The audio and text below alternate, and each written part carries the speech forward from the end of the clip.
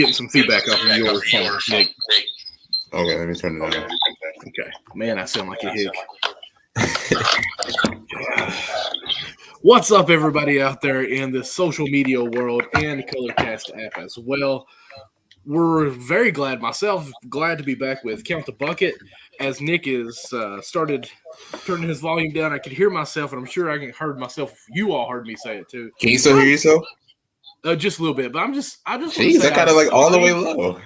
Well, I just want to apologize because I heard myself already of how bad I sound as a country folk, man. Like, I mean, I know I'm in the deep, dark hills of Eastern Kentucky, as we call it, but man, I sound like a pure hillbilly, don't I? You're fine. It's the South. You got to embrace it. I like how you didn't say no and you didn't say yes. You just like, yeah. Because people here in Florida are the same way. So I'm used to it. Okay. Well, I mean, maybe I need to try to talk a little bit better and sound more professional, I guess. I don't know. We will work on that. But you know what? I enjoy my hillbilly talk. And I don't know of anyone that's ever talked to someone that's country and didn't feel welcomed, if that makes any sense. Feel loved automatically. When you hear the Southern accent, you just think, man, this person's nice. No? Okay. I've been in the South my whole life, so that's all I know. Okay, all right. So, Nick, how are you doing today, man? I'm great. I am fantastic. Just wrapped up some good college ball. Miami upset Duke. That's big. At Duke. Yeah, at Duke, at Cameron Indoor Stadium. That's crazy. Yes. Let's not forget to mention Kentucky got a big win against Georgia. Yes, Shout out to the Blue. Big Blue Nation. Yep. Still got my Christmas tree up, but that's okay. So do I. But besides that, I'm here. Let's get it. You know what? Who's your favorite college basketball team? Because I know you're a Golden State fan in the NBA, but who's your college team? I feel like we talked about this before. It's Syracuse.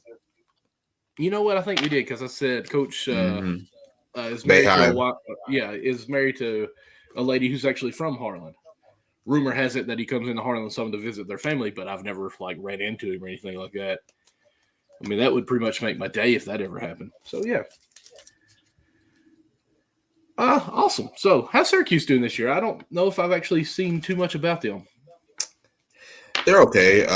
Definitely not one of the top in the ACC, but coming into this year, I didn't really expect much. I mean, you still have the Boeheim brothers, and then you have the rest of the other guys. So, honestly, even though I'm a fan, I haven't really watched much of Syracuse this year. Like, I think this year I've watched way more SEC than I've ever watched. Like, in past in past years, I'll watch a little bit of Big Ten, Pac-12, Like, this year has just been majority SEC for some reason. I guess it's because I love what Alabama has, I love what Kentucky has, I love what Auburn has. Absolutely. So it's I don't know. To me, the SEC. I mean, people may disagree, but I think the SEC is probably, if not the most dangerous, one of the most dangerous conferences in basketball. Mm-hmm. See, I love that because I almost feel like the SEC is almost underlooked because of basketball. Because they dominate football. Yeah, because in football, I mean, honestly, I'm not trying to be biased because, I mean, I'm a Kentucky fan even in football, which we are becoming a football school too. But I just feel like everyone looks at SEC and thinks we're the most dominant conference there is in football and forgets about the basketball. Now, I want to say at one point we had 6 to 8 teams ranked in basketball this year, I think, at one time. So, I mean, thank you for seeing good talent and respecting it. I appreciate that because usually in basketball, I feel like it's ACC, and I always feel like the ACC. Yeah, it always has been. And granted, I'm a Kentucky boy, so I hate Duke, I hate North Carolina, I hate all of them, but I always feel like they get a little extra love than what they probably deserve. And I'm not saying just Duke or North Carolina. I just feel like ACC always gets hyped up a lot. It's almost like the Gonzaga. We've talked about this many times. I can't ever buy into Gonzaga until they actually win something. I mean, you can go 50-0, but before the playoffs or March Madness, you're going to lose. I don't care. That's just how it is. You didn't believe them last year? No, I badmouth them constantly with. They got all the way to the championship game, and then of course they did get they definitely got destroyed by Baylor, but they got destroyed. Oh, sorry. My Tyler Hero card just fell. Sorry, guys. Throwing my merch out here. But I am excited. I will say this, Nick. I went to a card shop in Lexington, which is 3 hours and a half away from me, but I was traveling at the time. So I stopped by and went in there for one card in mind, or at least one player in mind. I ended up getting a card of him, but I was looking. It's not a great or a valuable card or anything, but I'm happy that I got one that I can say I have this. I got me a rookie ball. I mean, it's not a highlight one like, oh, it's $50. I thought you were going to show me Booker. Well, I actually went for baseball, but I seen that when I got him. Yeah. I'm a big fan of Juan Soto. I don't know if you know much about baseball. I got one of his rookie cards. I think he's my MVP prediction for this coming up year. So I went there, I seen it. He had it for $40, and I was like, I can't believe I'm about to spend $40 on a card anyways. But I wanted the card, so I went ahead and bought it. And then I started looking up. There's this app. It's a Sports Card Investor. He's got it. I think I talked about him once when we had Jimmy on the show talking with us about cards. And I instantly started looking it up after I bought it. You would think I'd done it before I bought it, but getting in the car, like, did I make a good buy?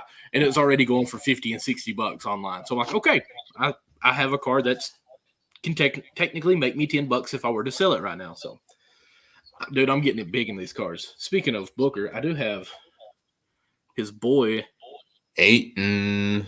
Yep. I don't think it's his rookie, but I seen it and I was like, okay, I got to get that one too. So I've got like 100 cards sitting over on my desk. I'm going to have to display them. I've been looking up, and I know this is totally not even on subject. You're not going to sell them? Make a little extra money? I'll probably sell a few, but there's some that I just flat out want to keep. As much as I love Tyler Hero just because he's from Kentucky, this card I actually bought on eBay for $40 too. And the reason why I bought it is because it's already been graded and everything. It's grade 10. So that's like great and stuff. But it's already going for like $100 now. So you got to raise the price. Tyler Hero's the sixth man of the year, man. You got to raise the price. So I'm thinking about holding on to it this year and then maybe selling it after he does win it or when he gets close to. Yeah. Even though I think he's going to have a good career, but I'd rather get rid of it before he falls out, if that makes sense. Like, I don't know if he can keep hot like this. Love you, though. You're a bucket. I'd rather have a Jimmy Buckets card, though. As Tucker drains one from the three. Man, the Heat are killing them right now. Heat are playing Suns right now, guys, on Bally Sports. If you have that, it is $90 to 68 with 5 minutes to go in the third quarter. They are just lighting the Suns up. Okay. I know here I am talking about my basketball, my things going on. I want to hear what you're excited about right now, Nick. And we all know what it is. We all know what it is. What is happening tomorrow that's got you excited? Tomorrow night is a special holiday, a special only one time holiday because oh my gosh, the Golden State Warriors have been on a tear this year. Obviously, Steph Curry is, in my opinion, the front runner for MVP. People may disagree. But his partner in crime, the other half of the Splash Bros, is returning tomorrow, and I'm just hoping that nothing happens between now and before tomorrow night's game to where they say, "Oh, he's out. Klay Thompson is out." Because if that happens, I'm gonna throw a fit. But for the first time in over 2 years, Klay Thompson is coming back or is making his return to the NBA floor. The last time we saw Klay Thompson was in the 2019 Finals, Game 6. Which, by the way, if he actually didn't go down with that injury, with the ACL injury, the Warriors probably would have won that game, and they probably would have won Game 7. But that's neither here or there. Mm-hmm. But yes, that was the last time we saw him. That was the last time we saw him. Since then, what's so crazy? Like I saw a stat like Zion was not in the NBA the last time Klay Thompson played an NBA game. Like Zion Williamson, LaMelo Ball. Like a lot of these younger guys, like they were not in the NBA yet. Like that's how long it has been, which is crazy. I mean, to hear you even to say, and I know I've been watching the wait for him because I love Klay too. To hear it though out of your mouth, 2 years, that's a long time not playing ball. It just kind of baffles me that he's been out. And we know that we thought he was going to come back last year, and then he got hurt while he tore his Achilles, which sucked. So, I just hope. What are you expecting out of him? I'll just back up. I'm not really expecting much. Obviously, he's going to come off the bench, so I know Steve Kerr is going to have him on a minutes restriction. So I'm not expecting no more than probably about like 12, 15 minutes a game. Maybe he'll knock down maybe 1-3, but I'm not going to expect that much. Because you got to think. I mean, it's been 2 years, so we're not going to expect Klay to come out here to drop 30 in a quarter. Now, if that happens, then I don't know what to say. Like, you know what I'm saying? I feel like the NBA would probably drug test him if that were to happen. just being honest. I mean, he's already looking like, I think, what's his name? Ricky Moon. I know it's the last name Moon with the little longer hair. Yeah. On. And I think it's what he dressed up for Halloween. So, I mean, he's filling the role in. If he comes out here and just has a monster. Now, what if he comes out, plays like 17 minutes and has like 30 points? Like he's 7 from 7 from the 3-point line. If he comes back in his first game and drops 30, it's over for the rest of the league. I'm sorry. I mean, just like, go ahead. When you come back after 2.5 years off and you drop 30 in your first game, that's not a good sign for other teams. Like, no, other teams should be scared. I'm sorry. Yes, they absolutely should be. But I don't think that's realistic, obviously. Mm-hmm. But at the same time, if anyone in the NBA league right now that could do that, I think it will be Klay Thompson or Steph Curry. I'll even say him as well. They're teammates. Oh yeah. But the dude's a pure shooter, and you know as well as anyone playing sports, if a shooter hits one shot, you're hot. He's hot. He's ready to go. Even if you miss like those first like 10, 15. Mm-hmm. I mean, for real, like you could go airball 5 shots out of 15 shots and not make all 15. Be like, you made that 16. Oh, I'm ready. Give me that ball. Yeah. I'm ready. 3 in a row now. 4 in a row. Mm-hmm. And man, I love watching the highlights that they put on like Facebook or Twitter every so often of all his points that he scored in that one game. How many was it? Like, I want to say he had 31 points without making a dribble. Oh yeah, you're talking about the 60-point game against Indiana. Yeah. Yes. He had like 60 points on like I think 11 dribbles. I think it was 11 dribbles. And or something like that. It's just fun to watch him. And that's one reason why I'll back up and say I kind of am a Golden State fan, but not a diehard fan. But like I loved watching them play because back when Klay was there 2.5 years ago, that's what basketball really is to me. Like the way that they move around, that ball moves around, it's a team effort. Everyone's going like they don't care about their stats. They just care about the win, and they play as a family, if you will, or brothers.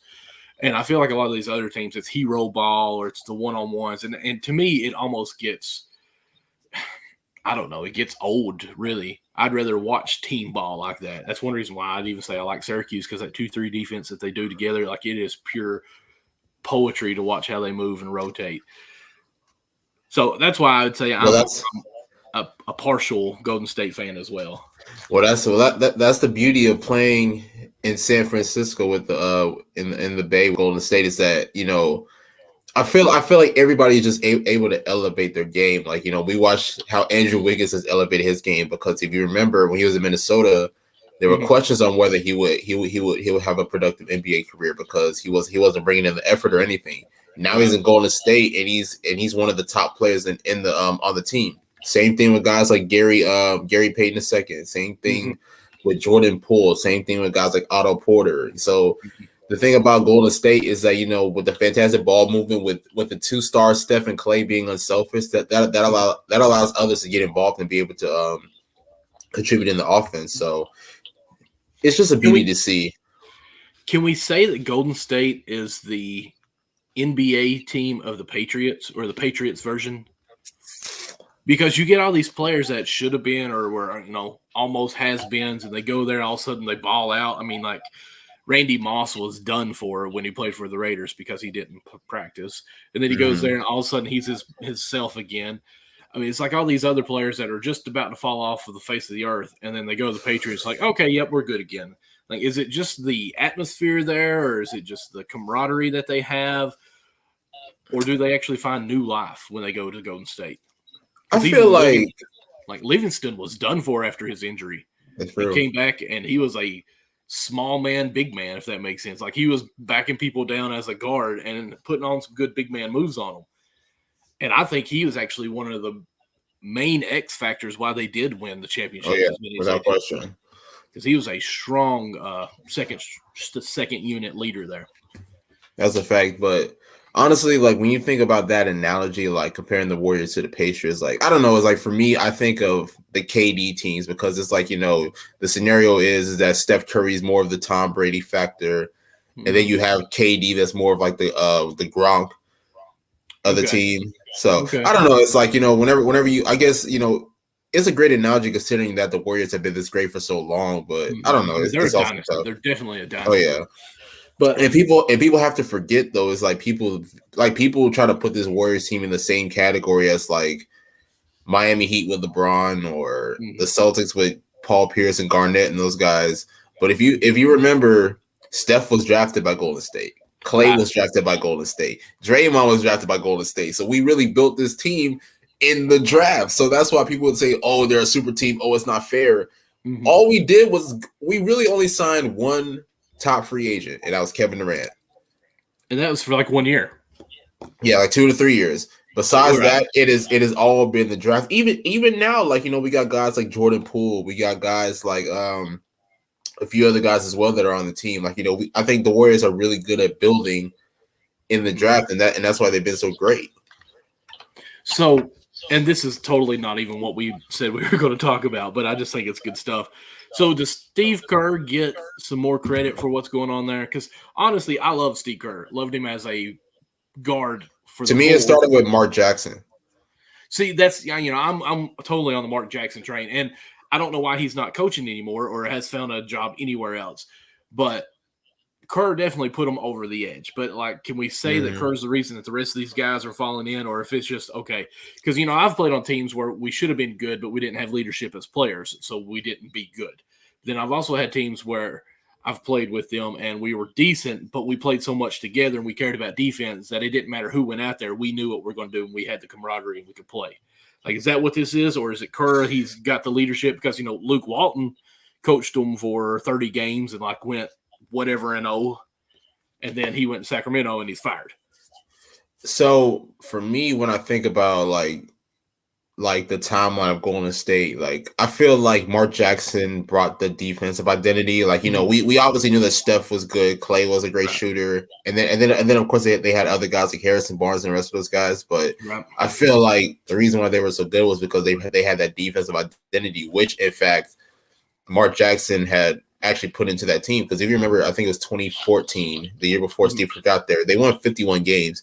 And then, unfortunately, Mark Jackson got fired because we ended up losing to the Clippers in the first round, which is still crazy to me. But so, honestly, going into the year, I wasn't a fan of having Steve Kerr because I like Mark Jackson so much. Like, Mark Jackson took this team from being a lottery team, a rebuilding franchise. We ended up trading Monte Ellis so that Klay could get that starting role at the two-guard position, to the following year making the playoffs. So I was like, you know what, Mark Jackson finally building something with this franchise, and then we ship him out. Now we have Steve Kerr, who obviously has championships. He was coached by Phil Jackson. He was coached by Greg Popovich, a lot of these great coaches. So obviously I knew that the offense was definitely going to be something that he brought to the table. But the fact, I don't know, is like the way that everybody's being able to buy in, like, not just Steph and Klay, but other key contributors are able to just like, buy in and have big games. I definitely have to tip my hat to Steve Kerr because I honestly don't think that he gets enough credit, because obviously it's kind of the same thing though, like with coaches that coach LeBron. Like, everybody's like, oh, it's LeBron. Like, you know what I'm saying? Like, Eric Spoelstra probably didn't get enough credit back then than what he should have gotten. I'm guilty. I will be honest. I was like, this dude, they hired him because LeBron wanted him. LeBron's really, this team is so great. Like, Eric doesn't know what he's doing. But if you remember, like they hired him before LeBron got there, like years before LeBron got there. Yeah, like I thought they fired, because LeBron always goes somewhere and they fire the coach and they hire someone else. So I actually was thinking that I think the only time that happened was, I know in Cleveland they had one coach, I can't remember his name, but they fired him after the first year, and then that's how they got Ty Lue. Well, they fired one of the coaches that came from, I think, Europe, wasn't it? Like one of the international teams that they had. David Blatt, that's his name. Yeah, for Cleveland. And then I know in LA, they had Luke Walton at first, and then he ended up getting fired. Which, by the way, I mean, I'm not even going to say anything about that, because I don't believe Luke Walton's that great of a coach. That's just my opinion. And then they got Frank Vogel. Mm-hmm. Well, didn't they have Brown too? Brown. I know. He's coached a long time, but I know I want to say he's back as an assistant coach, but I thought he coached there for a while when LeBron was there. I don't think while LeBron was there. I know Mike Brown was the coach of the Lakers when Kobe was still there. I do remember that. Yeah. I think it was like one of Kobe's like last years, and Mike Brown was the coach. I'm 35, guys. My years run together. I can't even tell. My wife said something today, and I was like, "Yeah, don't you remember doing that yesterday?" She goes, "That was a week ago." Okay, forgive me, guys. Oh, my memory is just as bad, to be honest. Like somebody could say something or tell me to do something that like I'll forget within like 30 seconds. Like, huh? Oh, listen. I'm so good, and I think it's a guy thing. My wife will take the track. Go ahead.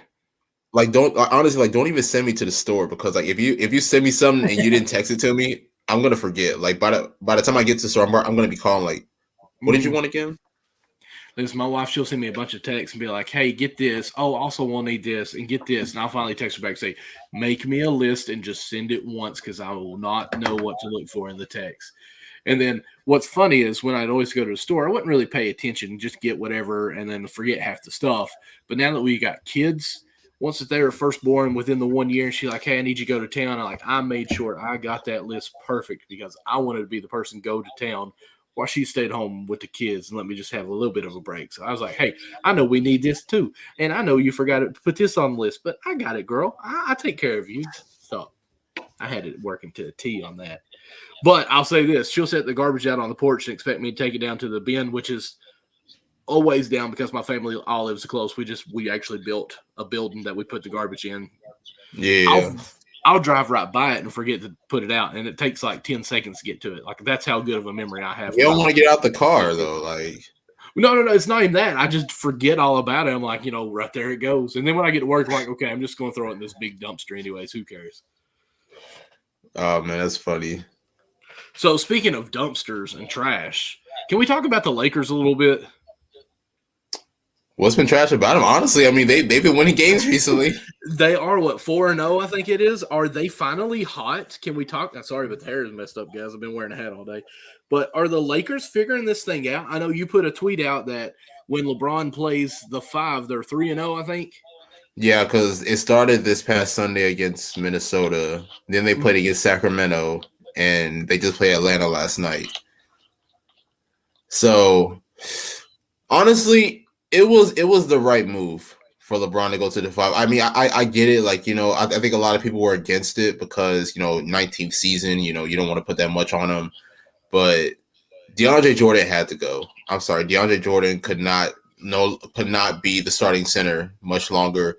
Even Dwight Howard, who I actually love, but he hasn't really been that great this year. So The Lakers are desperate for centers, and obviously Anthony Davis is not around. I don't even know if there's even a timetable for him to get back. I don't even know if he's been reevaluated. So the Lakers have to do what they have to do. LeBron James obviously weighing at like 250, 260 pounds is capable of banging down low, if you want to say. So it's obviously been working. LeBron doesn't seem like, he doesn't seem like, he's doing too much. He doesn't seem like he's overworking himself, which is the good thing about it. But well, that's, if we go to the 90s, I would say LeBron probably couldn't. And I'm not saying that he's not good enough, guys. Trust me. I'm just thinking fatigue that would set in for a 37-year-old man to go down low in the 90s style basketball, going against Shaquille O'Neal. Like, could you imagine him trying to ain't nobody trying to go up against Bill Laimbeer at 37 years old. Exactly. So, I mean, and then you got LeBron in this era where the big man's really just someone who can jump out of a gym and protect the rim and dunk on alley-oops. I mean, that's really what the big man is anymore. So I almost think it's probably a good move to. That's the debate we need to have. Oh, really? Do you disagree? Could LeBron have lasted like in the 80s and 90s? Because I know a lot of people that will say no, and I'm like, yo, LeBron is like literally like 260 pounds. Like, I think he cannot I'm not saying that he couldn't have been good. I'm just saying the physicality more down low. As far as I don't think you're going to get LeBron James beaten down low like that and then come back on the offensive side and be doing all his stuff and then pull up 3 and shooting it. I just feel like after a while, at 37 years old, he's going to be a little fatigued. Is what I mean. I'm not saying putting LeBron in the 90s and he's not King James anymore. I'm just saying at 37, going up against these big men that if you came across the middle, you got elbowed in the chest no matter what. Just hey, I'm here, don't come through my lane. I think after a while, LeBron beaten with that going down low and then try to go on the offensive side, I don't think he would have 20 points in 10 straight games just because of the beating he's having to do and the more defensive minded he would have to be as they're big. I can see that. But okay. the one thing that I will say is that I think the biggest unsung hero for the Lakers over the past few games, or maybe a little bit longer, has been Mr. Malik Monk, Mr. Kentucky.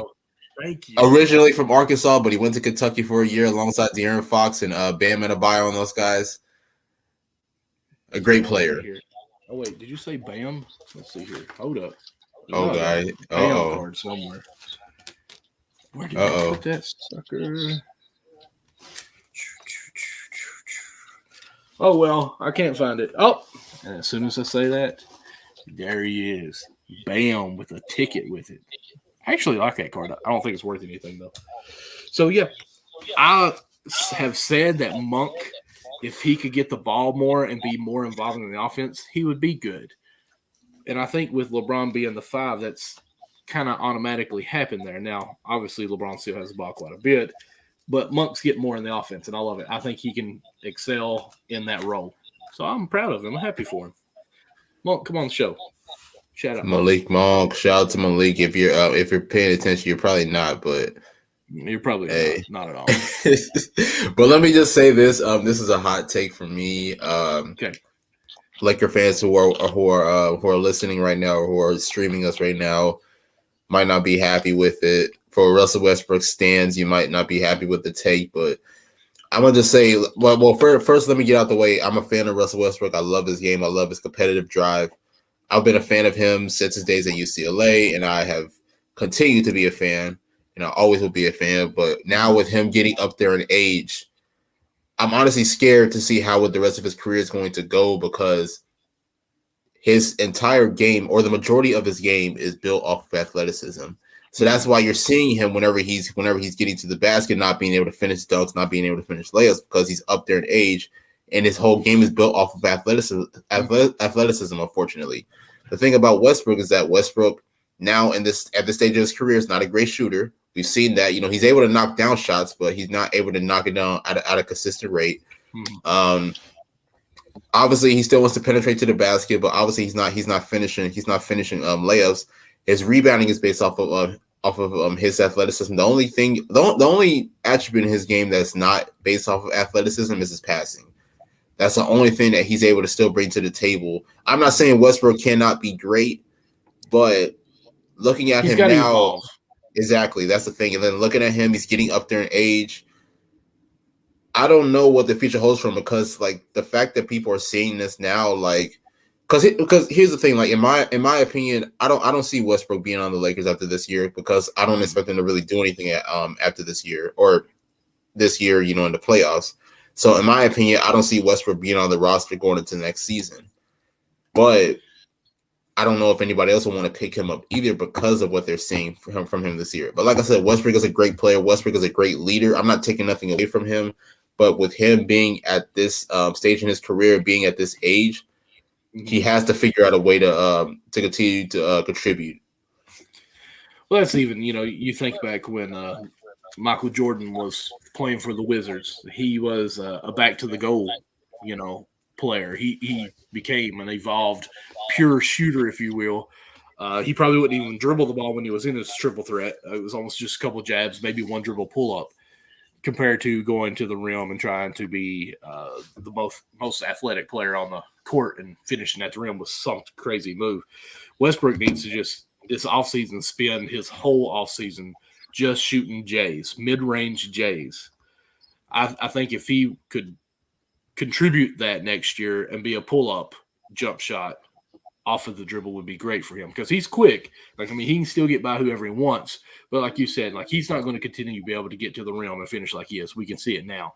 Now, again, can I? Obviously not. Westbrook, we're not saying that you're bad. Obviously, you can beat me 1-on-5 probably, and 5 of me. So he does. I totally agree with you. I like your hot take. I'm just kind of piggybacking off of you. If he could maybe make it to where it's a couple dribble jump shot and then be 50%, 40%, somewhere around there, I think it'd be great for him. Right. And the thing about Westbrook is that he was never always a poor shooter, though. Like in the early OKC games, he was a great mid-range scorer. Mm-hmm. Now it's crazy. Now it's like, the defense doesn't even respect him on the perimeter. They're just like, yeah, it's like, you know what? Let him shoot all day. Like let him shoot. And it's crazy though to see like how he's evolved to being like this poor shooter now, because when he was playing at OKC, and even some stretches in Houston, like you remember him being a great mid-range deadeye, like mid-range killer for the most part. So now seeing him now being struggling from the perimeter, and now just missing, or I'm not gonna say he's missing everything, but like the majority of the times he is driving. He's airballed a few shots. You can say missing everything. It's crazy though. It's crazy to see this happen. So like I said, I mean, Westbrook is always going to be one of the most, one of the great leaders, one of the most competitive players the league is, probably one of the biggest competitors that the league has ever seen. Mm-hmm. But I am kind of nervous to see what the rest of his career is going to look like going forward if he doesn't change like certain things. How many more years? I mean, you may not know this. How many more years does he have on his contract? I have no idea, honestly. Not off the top of my head here. I can look it up. I mean, it's no big deal. It's just I know you were saying you don't think he'll be with the Lakers next year. If he's not like a free agent or anything, I don't know who would make a trade for him. That's the thing. Again, I'm not bad-mouthing him at all. I'm just saying at this point in his career, with that money that would be tagged with him, it would be hard for anybody to make a trade for him unless there was a renegotiation of contracts. And I don't think Westbrook is that kind of guy that would do that. Okay, yeah, I know I'm being bad. He has after this year he has one more year, and he's a free agent in 2023. 23, okay. So yeah, I don't know.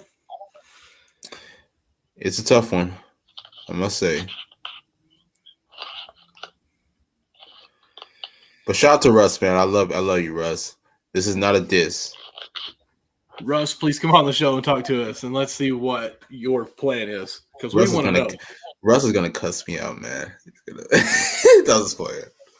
But here's the thing: like, I don't think we say anything on here too crazy. Like, I mean, we're respectful, and when we do say something like, "Hey, someone's bad," it's not like we're saying we're better than them. Like, I'm not saying that he's bad. Like, I don't think I'm saying that he's necessarily bad, but. Mm-hmm.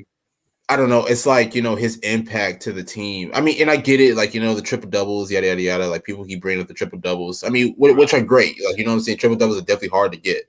But the overall impact has just not really shown with this team. And honestly, I'm a guy that said coming into this year that the Lakers were going to struggle. Now, did I expect them to be struggling, like, around Christmas time? No, I didn't. Right. That was definitely not what I saw.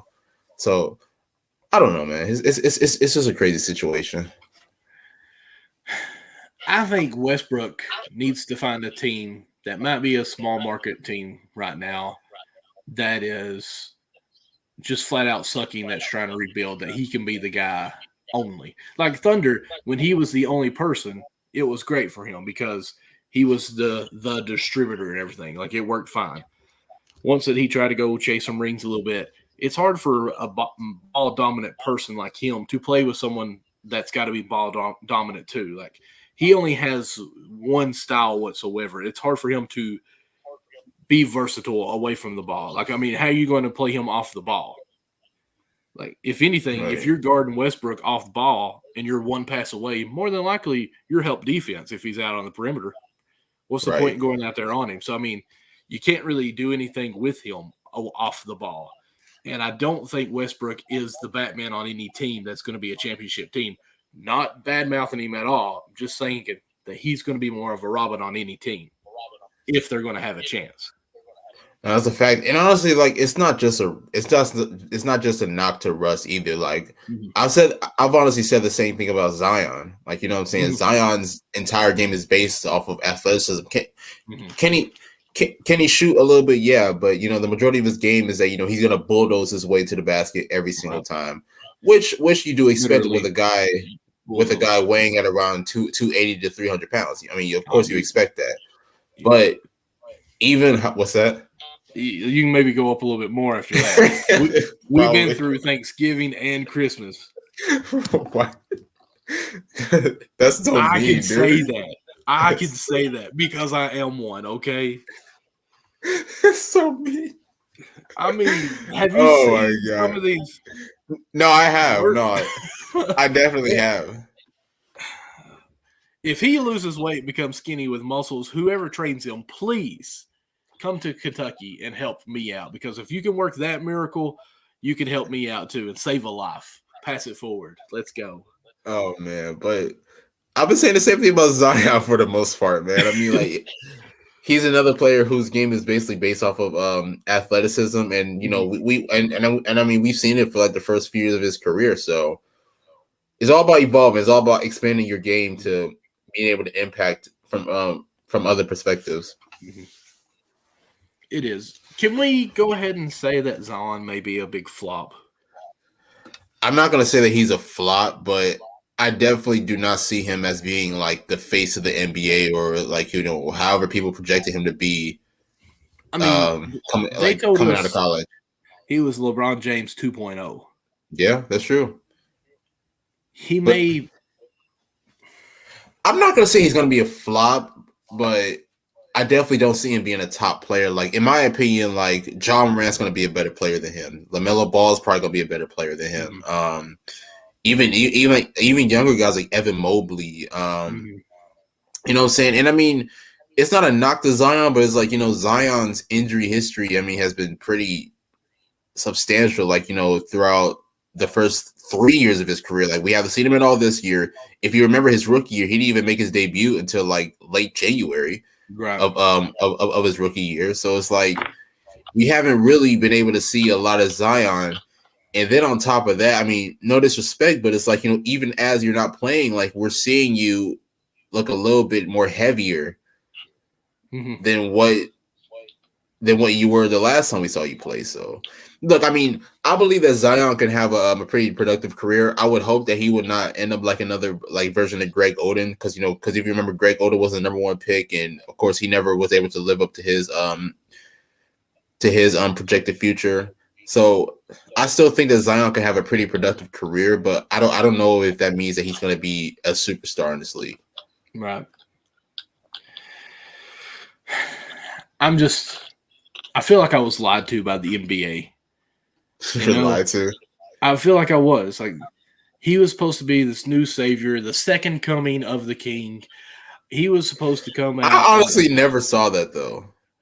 I never thought he would be that great either. Like, I mean, some of his dunks were absolutely outstanding to see how high this big man can jump out of nowhere. Like the 360 he did during a game, that was marvelous for a Duke. Yes, I said that about a Duke player.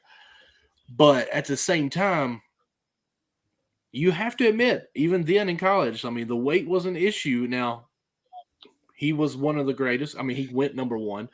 But everyone thought, hey, with him that much weight, and then instantly everyone became doctors, which I thought was funny.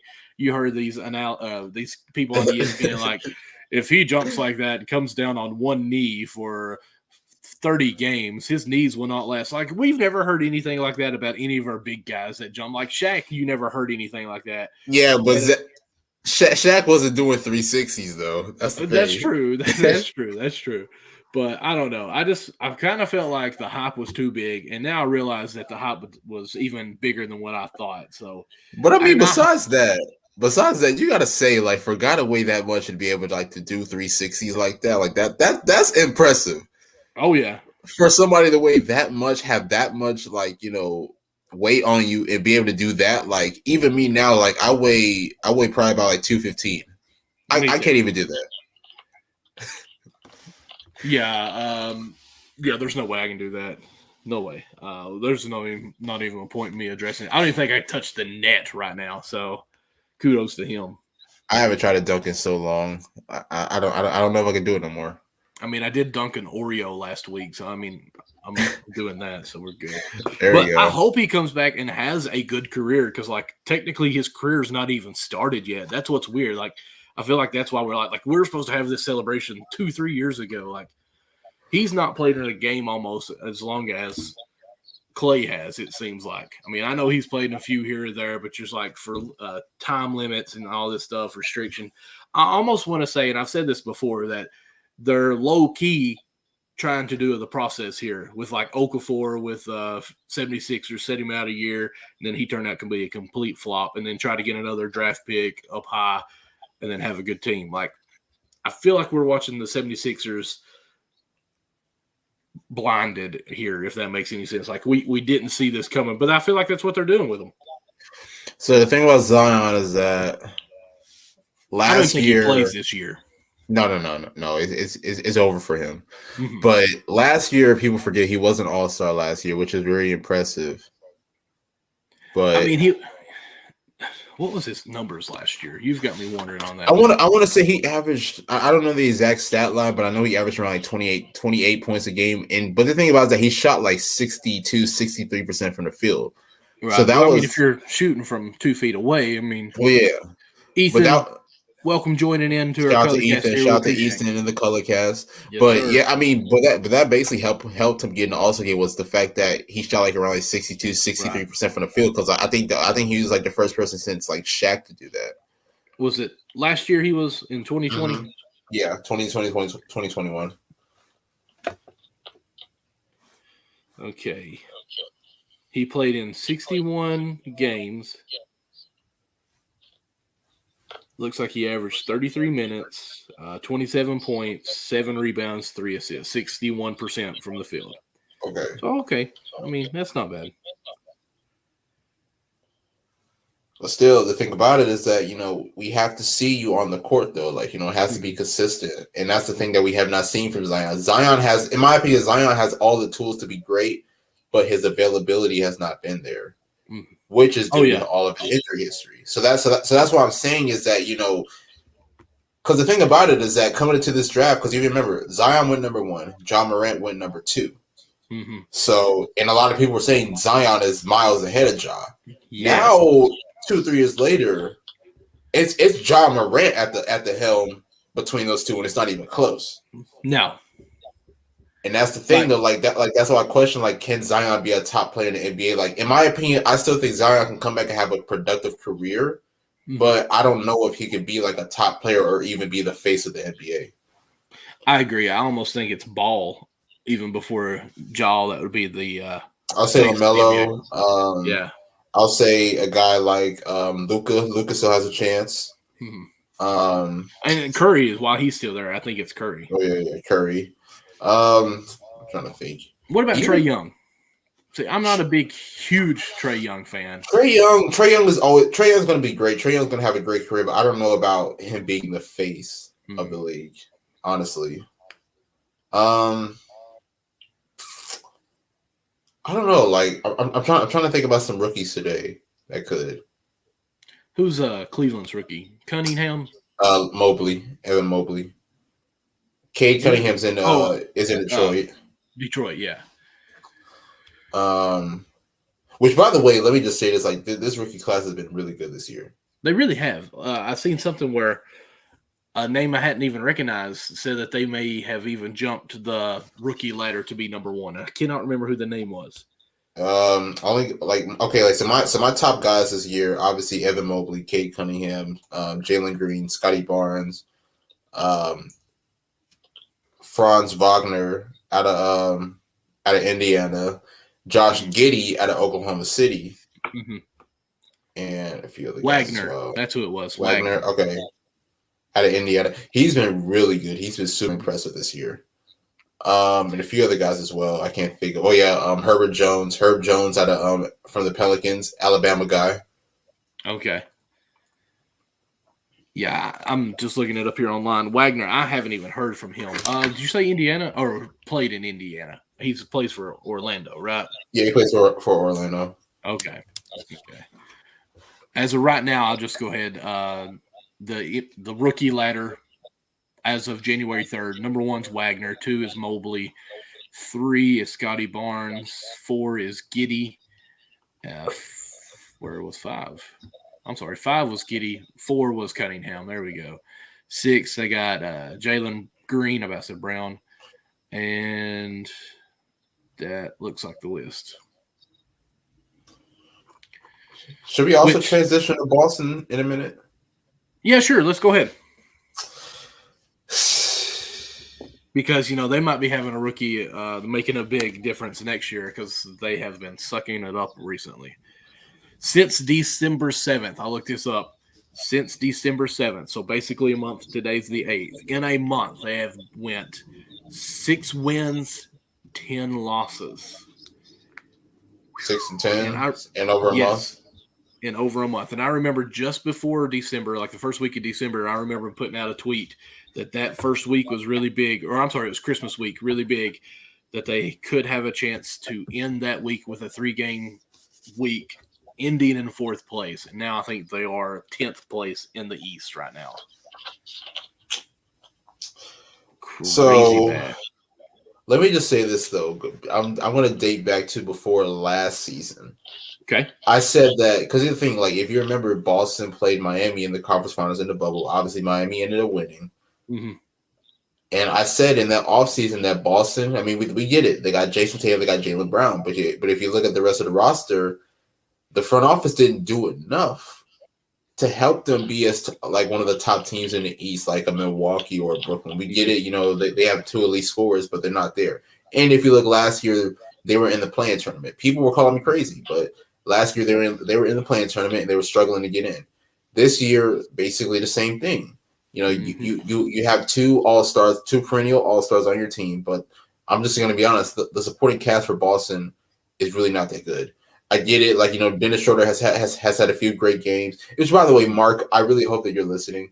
But honestly, like, Dennis Schroeder, decent player, but he's not a guy that's going to help you eclipse that championship. Obviously, we obviously saw last year with the Lakers when he was really a no-show against Phoenix in the playoffs. The only supporting cast for the Celtics that I really like, honestly, is obviously Robert Williams. Being that man of the middle for them. I think he's been great at protecting the paint. Guys like Peyton Pritchard, who I love whenever he gets his opportunity, he's able to showcase his true talent. Mm-hmm. To be honest, Marcus Smart is still great, but I personally think that Marcus Smart is a trade asset at this point, honestly. Romeo Langford is pretty good as well. I'm trying to think of other guys right now for the Celtics. But I mean, besides Al Horford as well. But honestly, like, this team, I mean, even though they got a few good key guys, is that this team is not going to help you get over the helm, in my opinion. In my opinion, what the Celtics need to trade for, because here's the thing, like, people are saying that Jaylen Brown and Jason Tatum can't coexist. I don't believe that's the issue, in my opinion. Like, having 2 main scorers, because if you look at, like, you can look at Chicago, DeMar DeRozan and Zach LaVine. Those are 2 elite scorers, and they're able to make it work. That's why they're number 1 in the East right now. So Tatum and Brown have played together long enough to where they can make it work. I'm sure they know each other like off the back of their hand. Right, but the only difference is that third player. Like, their Marcus Smart is their third, I guess, or Schroeder. When you match it with which ball is it? Lonzo. Yeah, Lonzo. But even him, like, he's not, like, even Lonzo's not even the third guy. I think it's Vucevic. Vucevic. Okay, I'm fair. I'm good with that.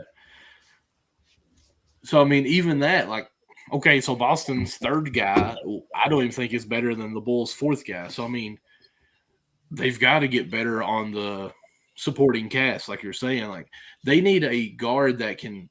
Honestly, would like to see him go for John Wall to see if he's got anything in the tank. That would honestly be pretty good. That would honestly be a great trade. And someone who can be a knockdown shooter. Yes, you're going to have to lose Marcus Smart and lose some defense, but the honestly, offense Marcus Smart at this point, I mean, I get it. Like, Marcus Smart's a great player, but Marcus Smart's going to be like on these trade rumors, from here on out, in my opinion. I think so too. I think that's the only person. I mean, you may be able to get up Al Horford too because he's playing good and he's such a veteran there. But I don't think the Celtics need to worry about this year. I think they just need to play and have fun and work on their chemistry with their main 2 guys. and really look to make some noise in the free agency because I really think they need pure shooters. Me and Mark actually on Twitter was talking about. I said that they need to go out and get JJ Redick out of retirement. Like they need someone who you can count on to knock down the J when both J's penetrate and then kick out for someone. Well, that's the thing, though. Like that's the thing about Boston is that Boston has some pretty decent shooters. Like Peyton Pritchard can shoot the ball, in my opinion. Like a guy like Aaron Neesmith can shoot the ball, but it's just that these guys got to get more of an opportunity and more of a green light to do so. And it's hard like when the Lakers. And I get it though. It's hard because my thing is like Jason Tatum's more of an ISO scorer, so Tatum's always going to have the ball in his hands. Jaylen Brown more so the same way, but a little bit different. So I get it. Like when you have two ISO scorers, it's going to be hard for guys to get the ball in their hand. That's why people love playing at Golden State because Steph Curry doesn't have to have the ball in his hands in order to really be that elite. And so unfortunately, Boston doesn't have that. But in my opinion, I think Boston needs to go for a true playmaker to put alongside Tatum and Brown.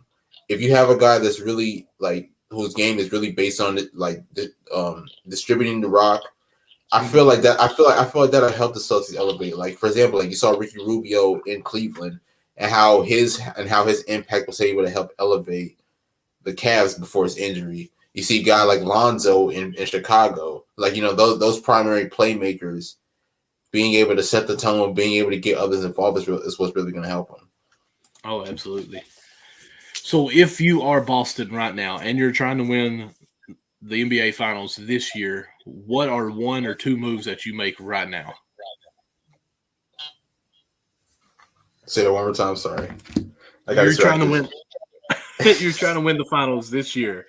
What move do you make, or two moves do you make? I think you definitely get a point guard. You definitely get a true playmaker. Like who? Let's go deep. Who do you try to get? Well, you mentioned John Wall, who in my opinion still has a lot in the tank, but John Wall is probably going to be a hard one to get just because I feel like Houston's going to be super stubborn. So they're definitely going to want Marcus Smart, and they're probably going to want Jaylen Brown as well. I don't know how that actually works, but I feel like they're going to be asking for a lot. So John Wall could be a possibility. I'm not so sure about that, but what's crazy? Like I was talking with my other co-host. Shout out to No Bucks Given podcast. You guys should check that out. And we were talking earlier about a possible Tyrese Halliburton trade to Boston, and we were talking about possible trade scenarios, which me and him both didn't really come up with an actual scenario that would work. But we were basically just exploring things. But in my opinion, I like Halliburton. Halliburton is, in my opinion, a really true point guard, and I feel like he would able to help the Celtics as a whole. But I don't know how that trade would possibly work. So I don't know. It's it's hard though because there's not many point guards that are just strictly passing anymore. You know what I'm saying? They all bring a different dynamic, whether it's passing, whether it's scoring, or anything else.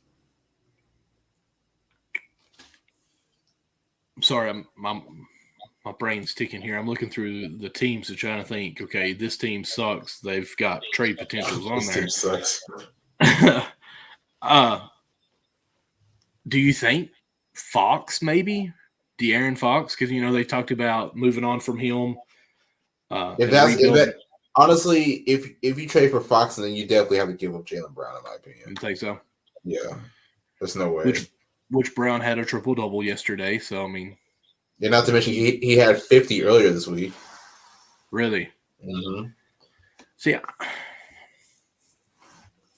I don't know of a team that is looking to rebuild that has a good point guard that's, pass first. That's why I was bringing up scenarios like a Halliburton, because Halliburton, even though Tyrese Halliburton is starting to really grow as a scorer, his game is mostly pass first, in my opinion. Who is it? Speaking of which. Snap. Speaking of which. What's up, boys? How we doing, Mark?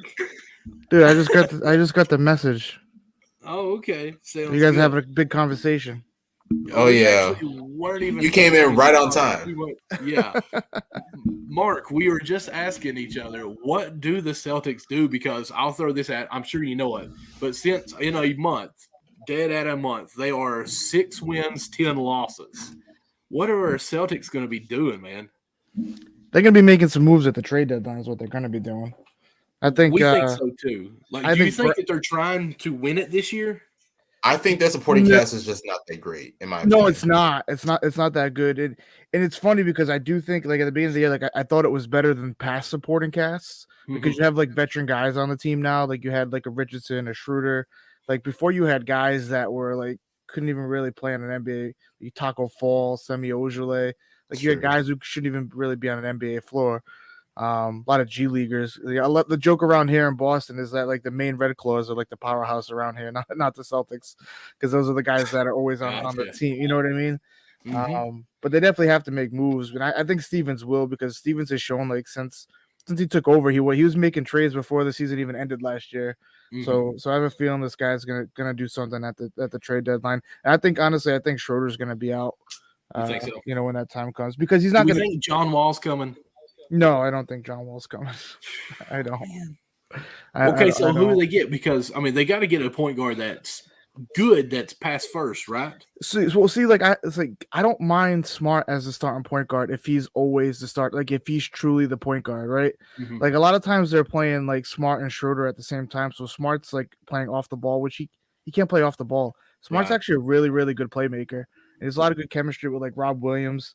Pick and roll, alley oops. Like if you watch the games, like he does really well in that role. But when you put him on the court, like a lot of times, like I know the big thing recently was like him and Schroeder are getting a lot of minutes. If you notice tonight's game, they didn't play a single minute together for the first time in like forever. Obviously, it was a big win. But like you have guys that like Tatum that are running the offense, and you have Schroeder and Smart on the wings, and they're just not shooters.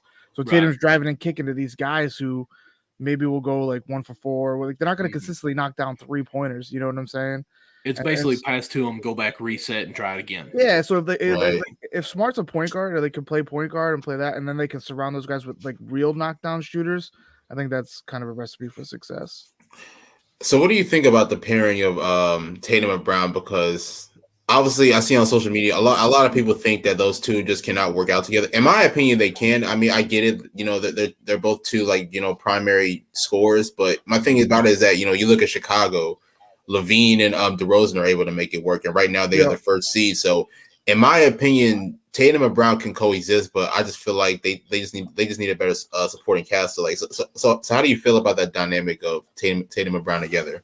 Yeah, so I think they can coexist, definitely. I've always been on board, and I've tweeted it out, and I've always been on board of you need to build around those two guys.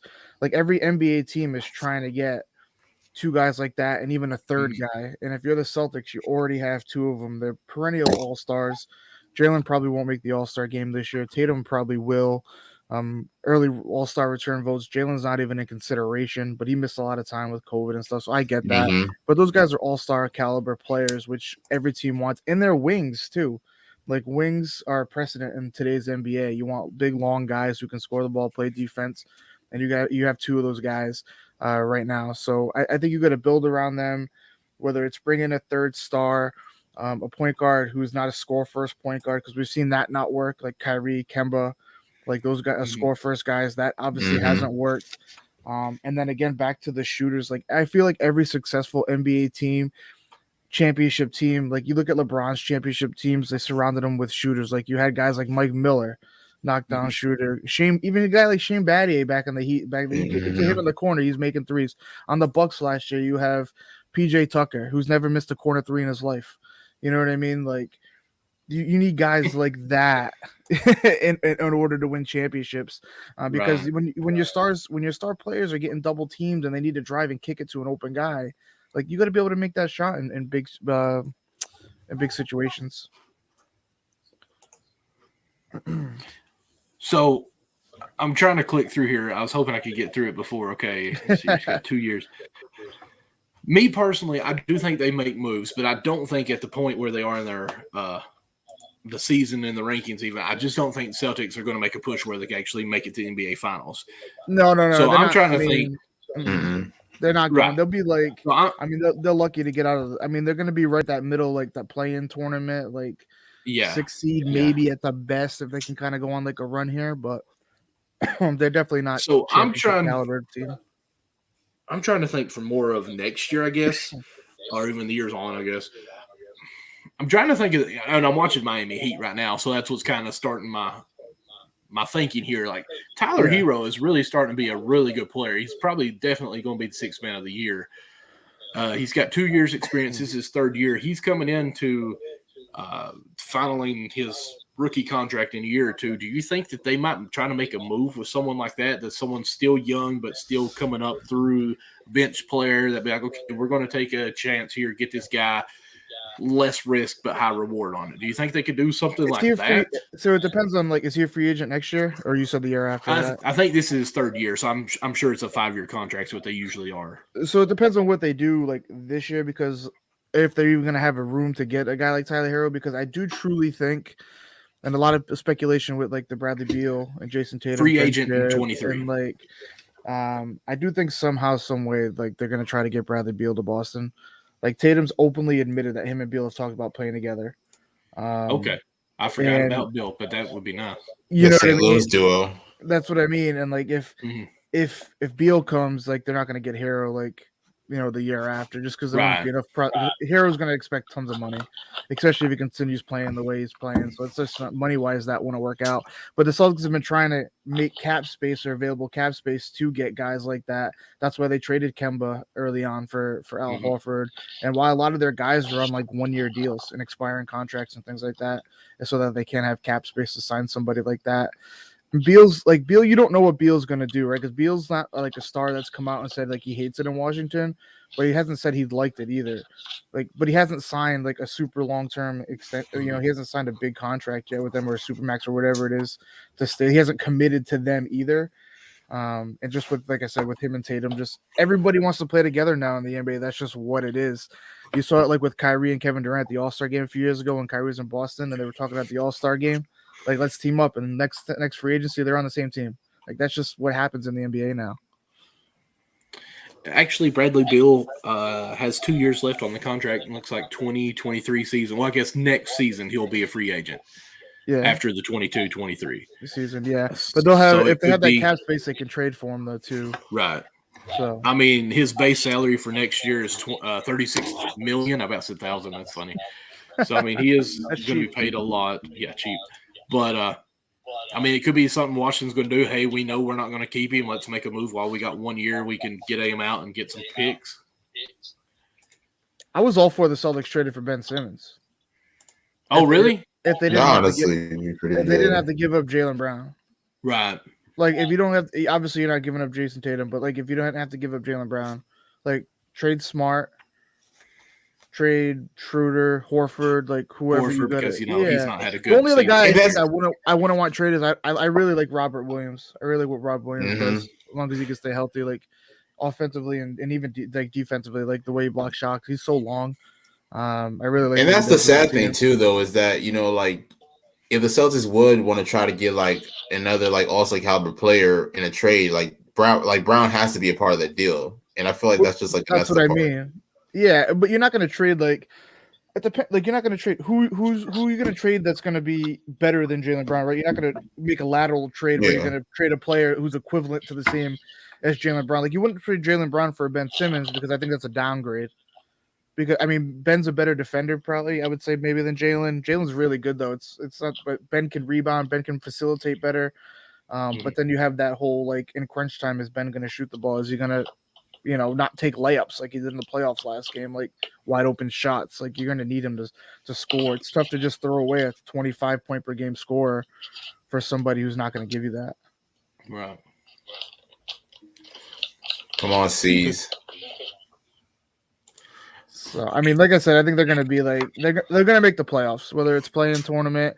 They have, because if you look at the games they play, they beat a lot of the top teams, right? They beat Miami early on when Miami was on a roll, when they were winning all those games, and handily too.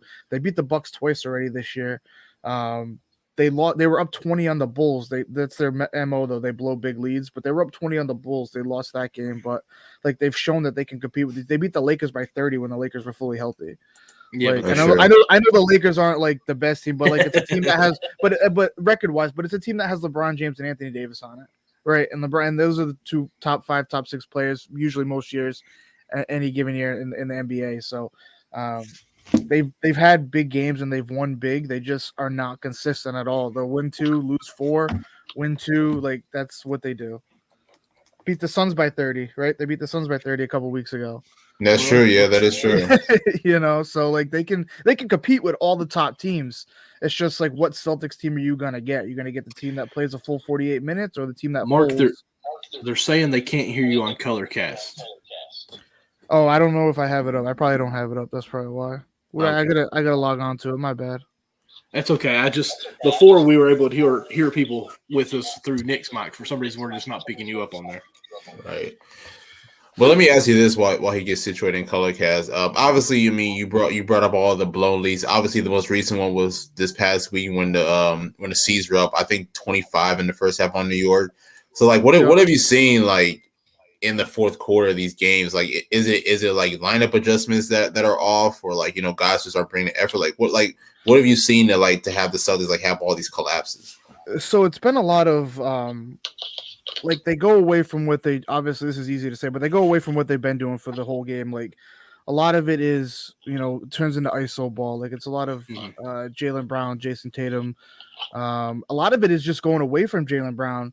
Like Jaylen Brown, I think had one shot in the fourth quarter against the Knicks. Like they're not even giving him the opportunity. That's like Tatum was actually doing a lot of the shooting in that fourth quarter. He was, and he was actually doing pretty. I mean, he had a pretty good game overall, But again, it's not moving the ball. Stupid plays, stupid bad passes, stupid turnovers. Marcus Smart had a couple of lazy turnovers. It's just not doing the things that got you to that point. And I don't know if it's like a sense of getting comfortable, like you're up 20, but like 20-point lead in the NBA is nothing these days. Like basketball is a game of runs. Like teams are going to go on a run, especially a team like the Knicks, who they fight hard. They're not the best team, but they're a scrappy team. Evan Fournier seems like a Hall of Famer every time he plays the Celtics now for whatever. I don't know what the Celtics did to him in half a season that got him so pissed off at the Celtics, but he's averaging 13 points a game and he's had 40 and 35 against the Celtics this year, so I don't know what's going on there. But I think they just need to stick to what they're doing for a full 48 minutes as far as moving the ball around, getting open looks, and just Ime's like substitutions as well. Like I said, the whole Smart and Schroeder thing on the court at the same time, it just doesn't work. Schroeder's, I mean, I thought Schroeder was a better defender than what he is, but he hasn't been showing it in Boston. He late, like they were playing, who were they playing? They were playing the Magic, and he was covering Terrence Ross, and Terrence Ross was lighting him up, and he was just getting lost out there, and Terrence Ross was getting wide open shot after wide open shot. And so you just need to do that, and you got to put more shooters out on the court too, like with the guys, like a guy like Aaron Nesmith, who the Celtics specifically drafted to knock down 3-point shots, and he's not getting any minutes. He's not even getting a chance to develop on a team that's not even doing that great this year. I'd like to see him get more minutes, let him get some open shots, and that's just what they got to do. They got to find guys who can shoot the basketball very well. I think that's their biggest issue. I've been saying it for a long time now. You can't just have Tatum and Brown do all the scoring and just go one-on-one in ISO ball because it's not going to work. Don't hate me here. I don't hate you. Thank you. I never hate you. Do you think Kevin Love could be a guy? For how long though? Like, what is he? How long has he got left? You got to go young.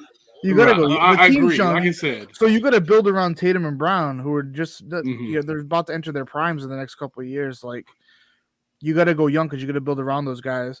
But right. I do agree with like I want to maybe not Kevin Love, but I do agree you got to get some savvy vets in there too, though. Get some young guys, some shooters, and then some veteran guys that have maybe either won a championship or have made deep playoff runs before. Because I'm just looking on Bleacher Report and talking about some of these predictions as far as trades, and they're just saying that teams will be starting to call for Kevin Love. I'm like, I mean, who really would want Kevin Love unless he goes to the Lakers just because he played with LeBron and he knows how LeBron plays and can be something there. But, I mean, I do think, hey, we got somebody requesting. What about – that was me. I requested. I think that's what I got to do, right, to get on there? Yeah. Yeah, we'll just. What about a guy what about these two guys that kind of come to mind, like a guy like Kevin Huerter or DeAndre Hunter from Atlanta? So I like those guys a lot. So I like Huerter's obviously your shooter, right? And so you get in there. What I gotta put me on the mic. There we go. All right, I think I'm coming in. Yeah, so, and then I like Hunter too. Hunter's a great guy. He can shoot the three. Not as consistent as Herter, obviously, but he's a good defender as well. But those are the type of guys like the Herters. Even like a guy like Duncan Robinson. Still don't have you in there. Well, see, I thought about Robinson too when I was talking about Hero, but I wanted Hero. There we go. Now okay, so I'm on this. Hopefully they can hear me on there now too. Yeah, but yeah, even like the Hero, I think Hero's the type of guy who's going to be like when he hits the free agent market, like he's gonna, like I said, he's going to be expecting a huge contract, right? And I just don't know if the Celtics at that time will be in the position to get him. But if you're just like, hey, you can have Tyler Hero, like, yeah, I'd love Tyler Hero on my team, obviously, right? You know what I mean? Yeah, he's the perfect fit. I just don't know if it can happen. Right. That's like and again, I'm going to stay Kentucky, but like Malik Monk, if he were to not do well with the Lakers, I could see him going to you guys and be so unfit. But there's even, I didn't know there's some talks going on with Ben Simmons now. So the trade deadline's coming up. It's less than a month. No, it's still over a month, I think it is.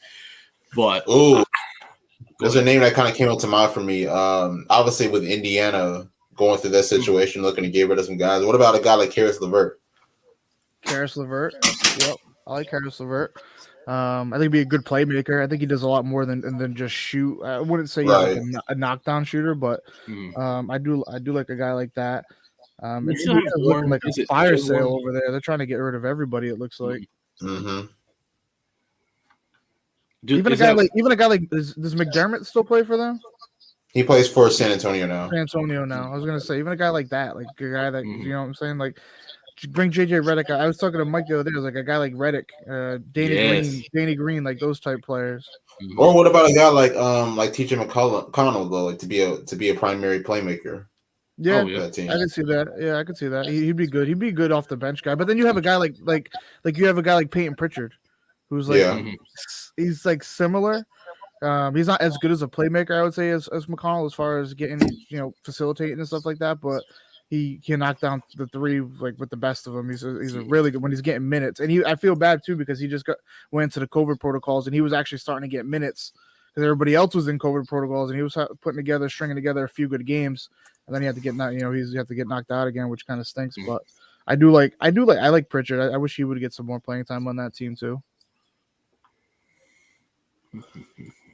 But I do think they got to get rid of Schroeder. I think Schroeder's the first guy to go. I agree. I don't think he's because he's not in the plans, right? Like Celtics know they can't. They got him for $5 million or 5.8 million or whatever it was. So he's take a flyer on him, and they know he's not in the future for next year. So trade him to like a contender who might be able to use. He might be useful towards. But I can see why the Lakers didn't want to offer him or re-sign him. You know what I mean? What about Joe Ingles? Yeah, older, but he is older. But I have seen some rumors going on that I think the Jazz are going to be over. They can get out of the West because you have Suns. They're good. I think possibly would lose this year's contract if I remember correctly.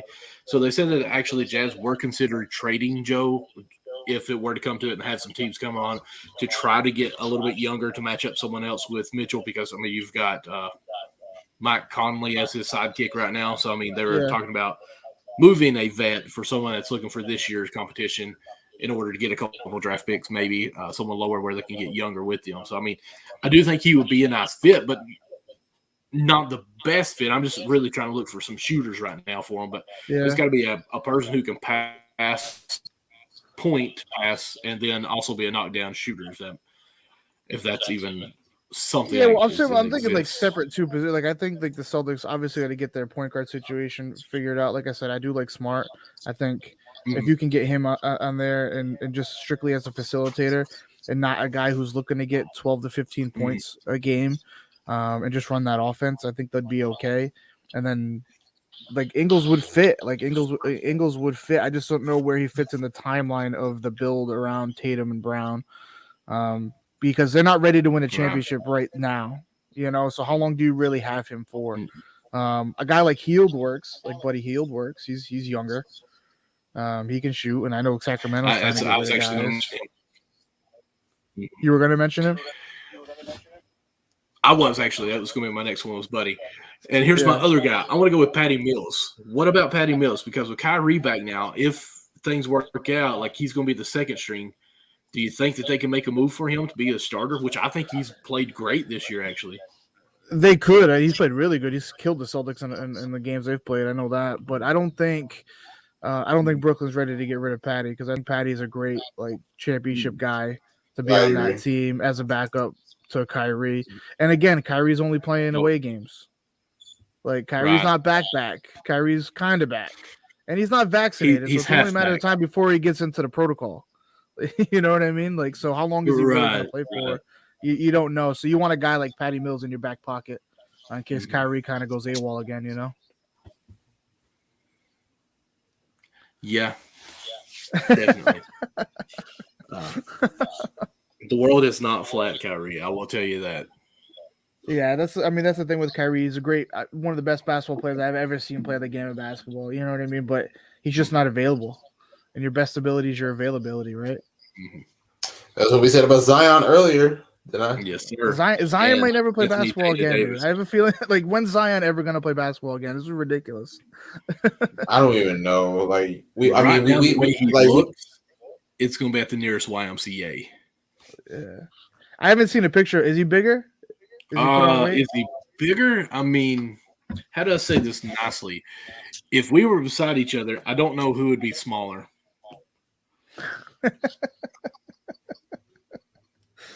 Oh man! Other than the height, I think that would be the only thing that you could tell us apart about. It's just that he would be taller than me.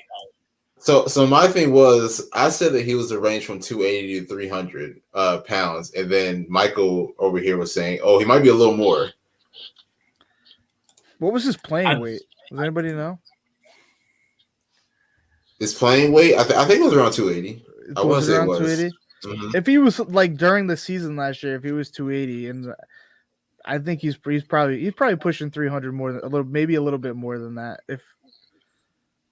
I don't think he's been. It depends on how much he's been working out, and I know he's had injury. His knee?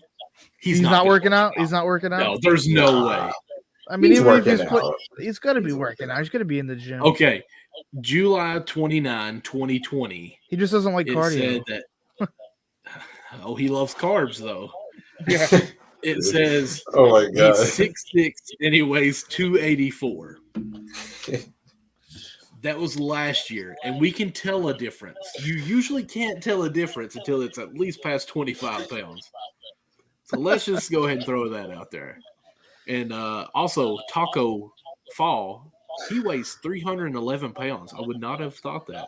I mean, he's like 8'5". 7'6", yo. Yeah. And then the next, they're talking about the heaviest people. Zion is actually, let's see here. Yeah, okay. He's the third heaviest last year. Boban weighed 290 at 7 That's a big dude. Boban's a big dude. Man. He's hilarious. But those guys weigh so much because their height, though. Yeah, both of those were almost a big boy. Taller. He's strong though too. I even said like even if Zion's just injuries wise, like that weight on like those knees and stuff, and the way he plays the game and how explosive he is for that size, like it's hard to see that last and have a long, healthy career. I just didn't think it was going to be this early that we'd see him like not playing. I mean, he's almost like the next. What was it? Sam Bowie, right? Bowie. The one that 1984 draft, knees, man, Sam Bowie. Yeah, I'm trying to find a picture of a recent. Isn't he the guy that the Bulls, the Bulls passed over on Jordan? No, the Blazers, Portland passed on him. Yeah, Portland passed on Jordan. Yes. They go like Hakeem, Bowie, and Jordan. I think so. And Bowie didn't even play a game. I can't believe Michael said that he likes carbs. I mean, he does. I mean, I am seriously. I am looking on the web right now for a new picture of Zion, and everything has him in uniform. Like this ain't true. Come on, guys, where's he at? Like, there's a recent picture. It's bad too though, because like he has that commercial with Mountain Dew where he's like, he basically sitting on the couch eating video games, just eating and everything. That's like what he's doing at his house. Like basically. The camera's just like, what do you do in your everyday life, Zion? We're gonna film it. And that's what he does. Oh my goodness, poor Zion. Like we're Even not trying to be even haters. Kawhi's making a comeback this year. Did you see that? Kawhi's coming Yes, back. I just seen I that. saw he that, made. but I don't believe he's gonna come back this year. Personally, I don't know. I think it'll depend on the position of the Clippers. Like if they have a chance to make a run, maybe he'll come back. But Mhm. there's no I don't point. think No point in coming back too early and like risking it. You know. Well, as of right now, with Paul George being out for like the next like 6 weeks, I doubt Clippers are really gonna make any type of noise. Yeah. Like I don't even think there's a point in really pushing it for him because, again, kind of the same with the Jazz. I don't think they're going to come out of the West. Why not just go ahead and rest him and not kind of tamper with that chemistry that they have going on this whole year? You know? Yeah. True. I'm a big Golden State guy, man. Especially with Klay coming back tomorrow. I have a hard time seeing anybody beat those guys. Like playoff Steph and playoff Klay. Ugh. Scary hours. Nothing from you, Nick, on that. I just said scary hours. That's it. I figured there would be a little more hype than that. Oh man, I'm saving it. I'm saving it for June. Saving it for June, exactly. We're kind of close to the season. Those guys are like Steph Curry is like when Steph Curry is playing the way Steph is. I know he's had been rough shooting this last couple of games for him, but when he's playing the way he is, he's like the most fun basketball player to watch, in my opinion. Oh yeah, I love watching Steph play. And then you got Klay coming back.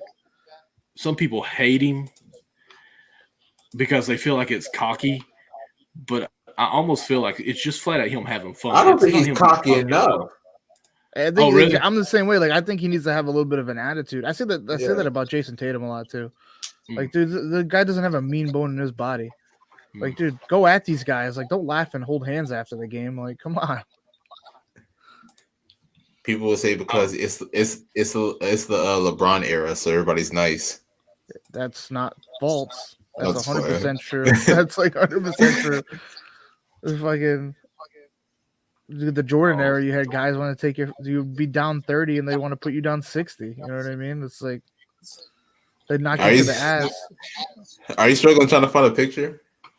I found something that I want to share with you guys. It's like Zion and Can y'all see it? Charles Barkley's advice. Spit it out. On, if it tastes good, spit it out. Who takes diet advice from Charles Barkley? Well, he's also looking like a monk, so I don't think it's completely true. That's definitely not Zion. Didn't Charles Barkley say something like Zion was like if him and Shaq had a baby or something like that? Yes. Yeah. Oh my. Well, I really struggle to find a fat Zion picture, so I'm disappointed now, guys. We just know he's bigger. He's not playing. He's hurt. He hasn't really played much in his first 2 years. But this is why before every year I tell people because here's the thing, before every year, you'll see like pictures of Zion like cut up and everything, and I'm like, don't fall for it. And then all of a sudden we see him on the court, he's got a little belly out and everything. And then I tell people all the time, like, do not fall for those pictures because every time we see him on the court, he's out there looking a little chubby again. Yeah, It's the same thing with Harden. Chubby, he says. Harden looks like he's like big, Harden looks like he's a father of 4. Let's be honest. When he was in Houston trying to get traded, it looks like he was wearing a fat suit, under his warm up. And that's the thing because I swear, 2 weeks later, he was like the skinniest guy. Dude, what the hell? Super quick. But even now, when he's in Brooklyn, you see him on the court, and even when he's got his warm ups on, he looks like he's got a little belly there. Mm-hmm. He sure does. Doesn't affect him though. No, it doesn't. No, it doesn't. Very deceptively quick. Maybe fat bellies are making a comeback, and I'm about to be cool again. It's guys, the dad bods. Somebody signed me to a 10-day contract. I've got the fat belly. Let's go. I'm trying to think of other guys that are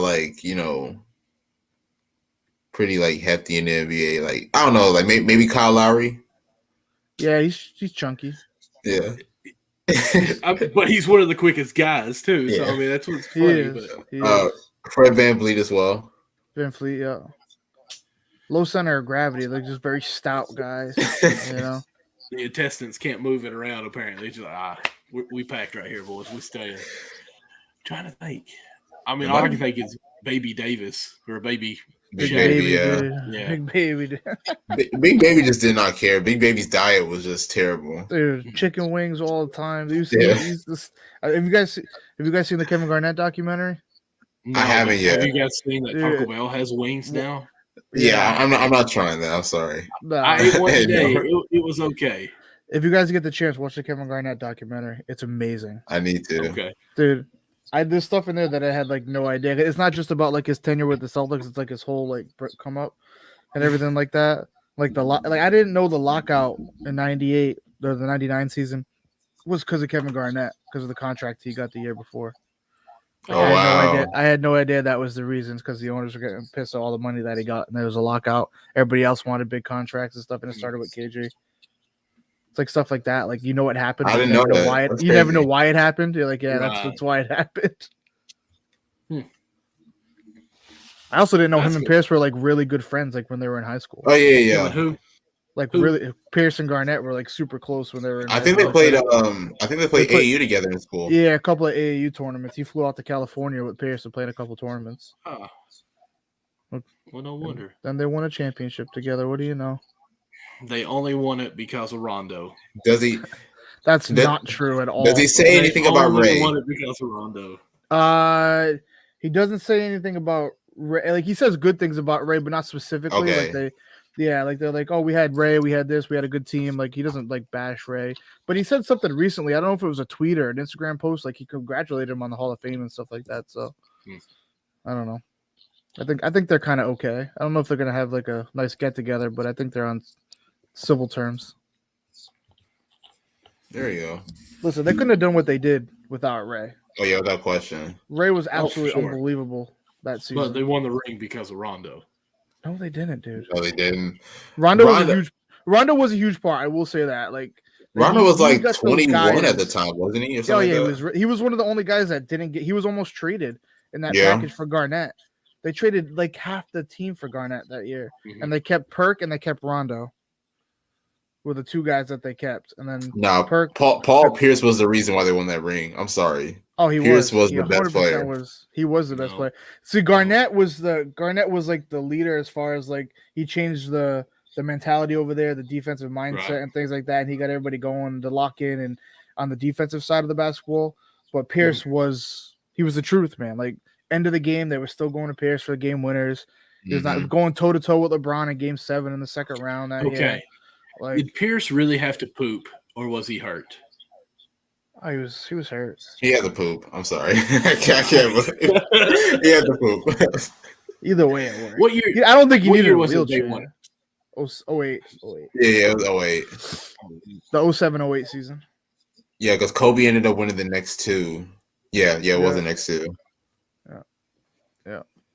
Because they play because in 09 Kobe won it. That's when they beat the Magic.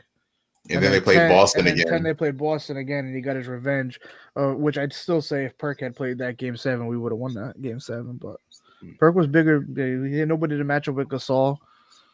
Meta World Peace was hitting game-winning threes. Like, what that never happens. It's true. I remember that like it was yesterday, dude. I was like crying after that game. It was ridiculous. Well, I'm just gonna say, Rondo was the main reason of the playoffs win because he averaged 10 points. 1.7 steals. You're just a Kentucky guy, dude. Get over it. And 4 rebounds. I didn't even think about that. I will say Rondo, like, he was an really good. He was an X Factor type player. Like, he wasn't the guy, but like Rondo was able to get guys in. Like, every shot Ray Allen had was like wide open because of what Rondo did.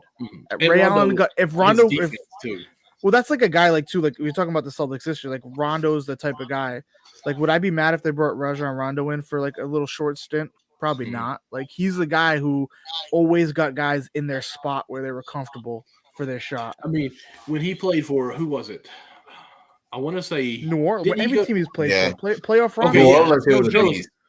Like, he had 20 assists a game for a while, like 20 assists. Like, he made even Anthony Davis better because he put him in the spots where he wouldn't have to do nothing to create and just dunk. The year the Celtics went to the finals, not the Eastern Conference Finals in 2016, the Isaiah Thomas year, they were losing to the Bulls in the second round, or it might even been the first round, first or second round. And Rondo got hurt.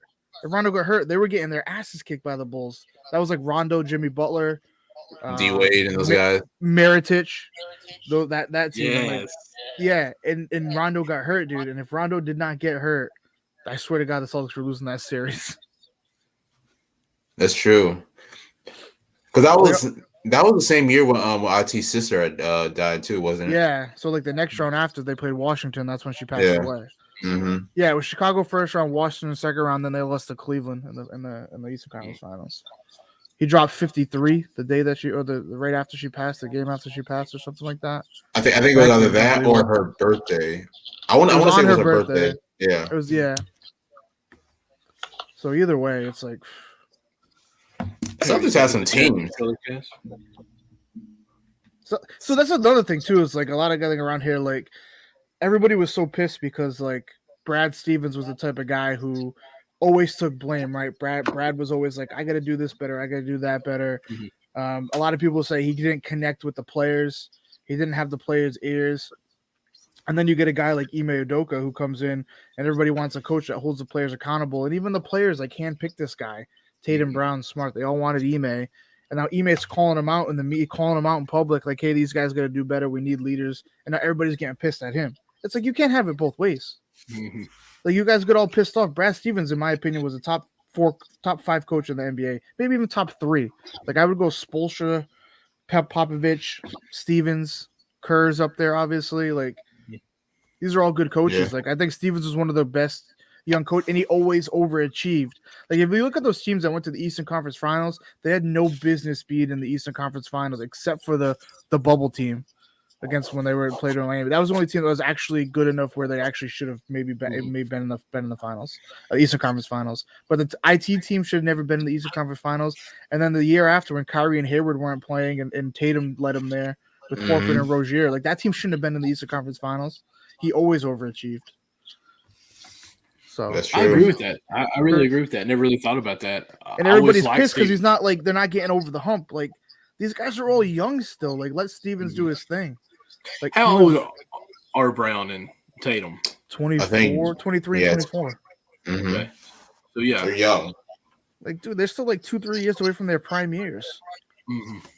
Their biggest thing now, like, is they better find guys to go along with surround this team and build this team, because if not, when free agency comes around for those guys, they're gonna bolt. That's true. I mean? They're gonna have no reason to stay in Boston. How many years do you think they got until they have to blow it up, though? If they don't line it out, you don't blow it up until like you keep trying to build a contender and build around these guys until it's time for them to leave, like until their contracts are up. Mm-hmm. And then once it's up, I mean, obviously try to retain them because that's your future. Because since you were on the show last time with me as a co-host when Nick couldn't join, my Twitter account all of a sudden kind of turned a little green, just to be honest with you. I've got a lot of Celtics fans that I've added here. And some of those people almost are acting like one of them has to go. And, of course, they're saying keep Tatum. But, like, if deadline, whatever, we may need to trade Brown. And I don't think that is the right move. And even someone on Twitter did a poll today that's a Celtic fanatic. I can't remember the name, but they're like injuries. One of these two are the blame, or the supporting cast. Well, that's the thing with Brown too. Is like he's these last few years he's been pretty injured. Like last year he missed a ton of time. This year he was hurt. Then he not his fault. He got COVID, but that's not whatever. Who knows where he got that from? But he was hurt. He was hurt earlier this year too. And so, like we said before, your best ability is your availability. If you're out there, but you can't play a full season, like Tatum never misses games. He's never hurt. Right, he missed time this year because of COVID. He got COVID again. Right. He got COVID last year too, but he got it this year. So that's the only time he's never hurt. His knees, like out of all the minutes this guy plays, all the games he's played so young in his career, and has not been hurt yet. Like knock on wood, he's always there for you. And let's bring it. He's the best. He's a better player. He's the better player. Right. Like if you're looking at it, he is the better player from top to bottom. And Jaylen Brown's a great player, but Tatum's the better player. He's a better eye candy. And no, Nick, I'm not saying like he looks cute. Okay, I'm just saying like watching him play, he looks like he's the better player too. Like when you watch him play, you're like, okay, that's the guy. Go ahead and say it, Nick. Oh, I don't have anything to say. I will say, like, looking at Jaylen Brown from where he was like as a rookie to now, like I haven't seen somebody make that type of leap like in a long time. Like in just short, like 4 or 5 years. Like he couldn't even shoot a basketball when he came. The only reason he saw minutes was because he was a great defender. He played he hustled. That's how we saw the court his first and second year. But now he's a 40+% 3-point shooter. He's scoring 50 points, 40 points. Like you never saw that, or you probably couldn't have envisioned that watching Jaylen Brown play early on in his career. Yeah, I agree. Really, I'm confused over here on all these comments that we've got that we've not put into the stream, and I'm not going to put them in because I don't know what they mean. But who's commenting? I'm trying to. Can you see them? Because I know you should have access. Can you see those comments? What is that? That's all from the YouTube. Yeah. So in my head, I wanted to look it up, see what these words mean, but I didn't. So, oh god, I'm trying to think here because Al Horford's he's there. He's had a great year. Alex obviously doesn't think he's that good, but he's a year or two away from out the door. Tatum and Brown are still prime. Marcus Smart, how old is he? 28, I think. Yeah, he's older. He's an older, younger. Yeah. Yeah.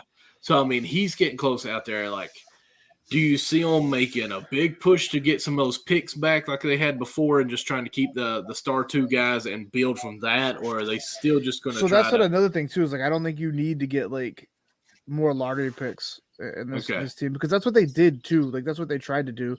They got a lot of these young lottery picks. They fell within like the 13, 14, 15 range a lot of times. Mm-hmm. Multiple two or three first round picks a lot of the years in back-to-back years. And these guys are just guys who aren't going to make the roster. Mm-hmm. So like why pick? Like this year they traded away their first round pick in the Kemba deal for Horford, which I thought that was great because why are you just going to add another young guy that you're going to have to develop. When you're trying to make a run? Like these guys, like Tatum and Brown are at the point where your championship window is open, right? You have your two guys. Like every team wishes they had like two guys like that. Now go build around them. And unless you have a top 5 pick, maybe even top 10 pick, like you're not going to find a guy in the draft that's going to come in and contribute right away. Yeah. And they're not going to. I mean, unless they tank this year, they're not going to get that high of a pick. Maybe back in lottery like 13, 14, but even then it's tough to find a contributor that's going to come in and just put up points and do what they got to do right away. You're better off trying to build through free agency and trades and things like that. I'll give it like 2 years, maybe. Like if you got to give Stevens a chance. Mm-hmm. Like Stevens has been a GM for less than a year. You can't just be like, hey, it's over. You haven't even given the guy an opportunity to build his roster yet. You know what I mean? Right. That's true. And that's what I was kind of thinking too. If I were to say is a 2-year thing, because Stevens is still kind of doing his thing, learning his thing, and I just don't know who you keep for those 2 years though, because I don't think Al Horford will be there next year. Do you? I mean, I know you like him, and he's been I do like good. Him. He might be there next year. I mean, he might be there next year. He might be there because he's still got another year left, so he might be there next year. Do you think? Okay, we'll do it this way: Horford there, Smart there, or no, or both of them there. And his freedom got to go. Schroeder's definitely gonna go. Mm-hmm. I know that for a fact. Did the color cast just like kick out? Or is this still it might have. Does it cut out after a while? Yeah, like after 30 minutes, I think. Damn. Oh no, it even ended it on us. Oh yeah. Oh dang, yeah. Oh well. You can finish either way. Oh well. It must have glitched. Smart. It's tough. See, I think so. The Celtics signed him to an extension this year, but as you know, like the NBA is like all guaranteed money. So like I don't know if they like did him a favor because that means whoever he gets traded to has to pay him that salary. Right. So like they signed him, he gets his money no matter what, whether it's in Boston or somewhere else. So I don't know if they did that with the precedent, like, hey, if we have to trade you, at least you're still gonna get paid. Mm-hmm. Go somewhere else. Schroeder's definitely gone, like we said. I think they keep Pritchard and Neesmith unless it's in some type of trade.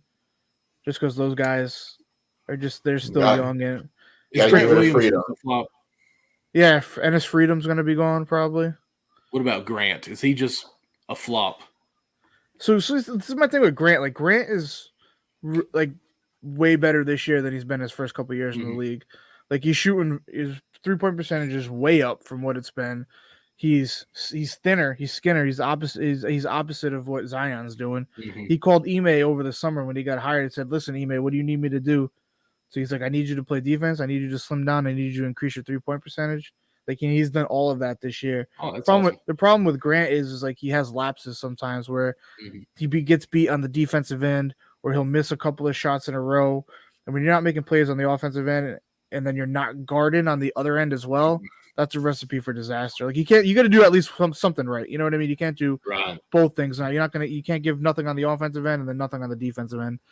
So he has games where that does happen from time to time, and it causes Celtics fans to just go at him all the time. There's this one guy that I follow on Twitter. He's the host of the Banner Banter podcast, the Celtics podcast, and he doesn't even call Grant by his name. He just calls him number 12. Every time he tweets out, he's like, "Get number 12 out of the game. Number 12's fucking up. Number 12's doing this wrong. He's doing that wrong." I'm like, dude, like he's so much better than what he was. Like, what do you think his ceiling is? He's not an all-star. No. Right? He was never going to be an all-star. Like, let the guy develop. He's better than what he was, and that's all you can ask, right? So we'll see. We'll see with Gray. He's still not a finished product.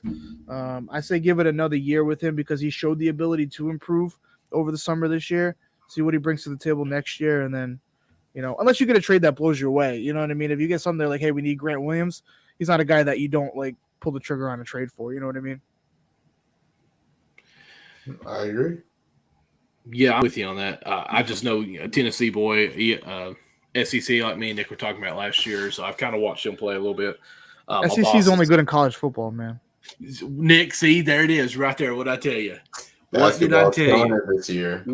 I mean, look at the basketball teams, okay? I know. I'm a North Carolina fan, so I can't. Oh my gosh, you live in Boston. How come you don't like Boston College or somebody up there? Why would I like? I'm a Jordan diehard fan, dude. What do you think I grew up watching? I mean, I love Jordan too. Vince Carter, Jerry Stackhouse, dude. So how come you don't like the Bulls then? Huh? How come you don't like Chicago Bulls? Because I was strictly a Jordan fan, not a Bulls fan. I did watch obviously the Bulls, like when the Bulls in the '90s, like if they were, I wanted them to win because I wanted Jordan to win. But everyone loved Bulls. Always a Celtics fan. But that's why you like North Carolina, though, right? Even though you're strictly a Jordan fan, just come on over. Well, that's why I like North Carolina. But I got nothing. Like, there's no college around here. There's really like Boston College. Like, there's no really, Boston College wasn't always high profile. Wasn't always in the ACC and stuff like that. So. I'm just gonna say I've always watched Kentucky. I could be I'm in Rhode Island, so I could be a Providence Friars fan. You know what? I love the Rhode Island. The number 16th ranked Providence Friars. Oh, okay.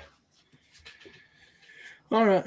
Sounds good. Honestly, I feel like we talked a lot. I didn't realize we're an hour and 40 minutes of a show. Mark, you should have joined us a lot earlier. You're more than welcome anytime on this show. Dude, I didn't get I just got the message at 11:20. What do you want me to do? I came on when I saw the message. I know, but I'm saying you are always open to join the show anytime. Thank you, guys. Thank you. Yes, sir. Nick, is there anything else? I know Kyrie's coming back, but I mean, we're an hour, 40 minutes. Do we really want to talk about Kyrie? We don't have to, honestly. Okay, I mean he'll be back for a little bit. We got so much in depth into that Boston conversation. Hell, we don't need to talk about Kyrie. Let Kyrie play like 5 games first before you start talking about him. Okay, yeah. Well, I mean it's kind of the same with Klay, but we're happy that Klay's back. Nobody cares that Kyrie's really back. Klay's gonna at least play every game, right? That's true. That's true. Of course, I'm unvaccinated, so I'm kind of with Kyrie, but at the same time, I just think it's weird that he can't play, but because he's got to be at least practicing in his hometown, right? I don't know. That's crazy. I don't know, honestly. Because if he can practice there, shouldn't he be able to play there? I get it's weird. So unvaccinated players can go in there and play, but he can't. It's weird. You know what I mean? Like teams with unvaccinated players can go play. It can go play in Brooklyn and still play, but Kyrie can't play in Brooklyn. Like, is it the team policy that they have or something? It's the state, I believe. The state. So how can the other? It's for like the employees of the state. the state that you work in or something like that. Oh, The state requires its employees or its whoever's in the state, you know what I mean? right. Because The citizens of the state of New York or whatever it is. That's why. Because I guess they pay city tax because they're in Brooklyn, I guess. Okay. I understand with you. I'm with you there. All right, Mark, go ahead and give you shout outs and we'll go ahead and hop off of here because I got to get up at 5 a.m. Nothing. I got Mark Bell. You guys can follow me on Twitter at MarkBell2311. Just talking all things Celtics, guys. So if you guys are Celtics fans out there, make sure you guys give me a follow and we'll keep you up to date with everything going on out here in Boston. Rondo is the reason they won the rings. Nick, go ahead and give your shout outs. The rings, the one ring. The one ring. Well, the rings to everyone's what I meant, but okay. But yes, follow me on Twitter at NickAndreATR. Very active on NBA Twitter on there. Very active. Very active. And also check out the link tree. You'll see just about everything there. Make sure to check that out. Oh, I got to get a link tree. We talked about that, Mike. I have one, Mark. I know we talked about it last time. We all I got didn't one. get it, dude. I got to get one. I am 35-year-old and I have a link tree.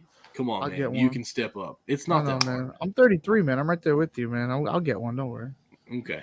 Well, as you heard, I have a link tree. Go check it out at MDLawson00. That's my Twitter. That's my Instagram.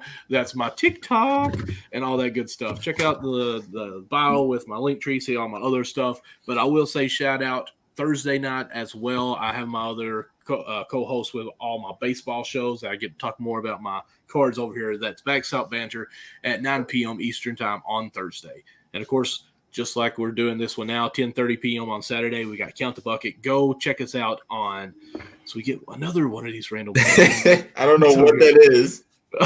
Go check us out on YouTube with Unwrapped Sports Network. Everything we have there is funneled through them, all of our shows. But also get on podcast. There we go. Another comment came in there. Go check us out on podcast as Count the Bucket is on your podcast. You can go check it out as well there. There we go. I'm getting lost on all these comments. Guys, y'all have a good one. Thanks, guys. Deuces.